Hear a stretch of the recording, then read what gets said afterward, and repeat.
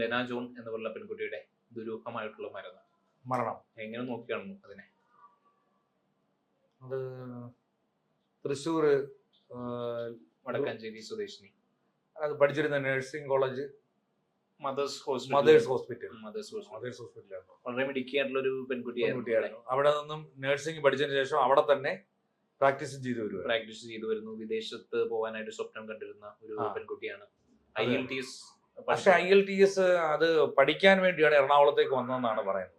പഠിക്കാൻ വേണ്ടിയിട്ടാണ് എറണാകുളത്തേക്ക് വന്നത്. പക്ഷെ അത് 2 വർഷം മുമ്പേ IELTS കഴിഞ്ഞതാണെന്നും പറയുന്നു. പാസ്സായതാണെന്നും പറയുന്നു. അതിന്റെ മരണം മുഴുവൻ ദുരൂഹതയിൽ കൊണ്ടുവന്ന് എത്തിച്ചിരിക്കുകയാണ്. പോസ്റ്റ്മോർട്ടം റിപ്പോർട്ടിനെ പറ്റിയുള്ള വിവരങ്ങളൊന്നും വെളി വന്നിട്ടില്ല. കേസിന്റെ നിലവിലുള്ള കാരണം അതിന്റെ 2 യുവാക്കളുണ്ട്. ആരൊക്കെയായിരുന്നു യുവാക്കൾ? ഒരു അർഷാദും ഒരു സുഹൈനും. അതിലെന്തെങ്കിലും ദുരൂഹത കാണുന്നുണ്ട്? ഈ അർഷാദും സുഹൈനും മരിക്കുന്ന സമയത്തും കൂടെയുണ്ട്.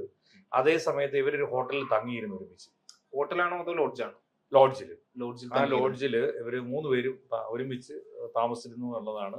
അതിൽ തന്നെ ദുരൂഹതയുള്ളതായിട്ട് കണക്കാക്കേണ്ടി വരും. കാരണം വെച്ച് കഴിഞ്ഞാൽ മാത്രമല്ല, അവിടെ നിന്നും ഇത് ആഹാരം കഴിക്കാൻ പോയ ഹോട്ടലിനെ പറ്റി ഇപ്പോഴും നിലവിൽ യാതൊരു വിവരവും ഇല്ല. അത് മാത്രമല്ല, അവര് കഴിച്ചിരുന്ന ഭക്ഷണം എന്ന് പറയുന്നത് കുഴിമന്തിയായിരുന്നു അല്ലെ?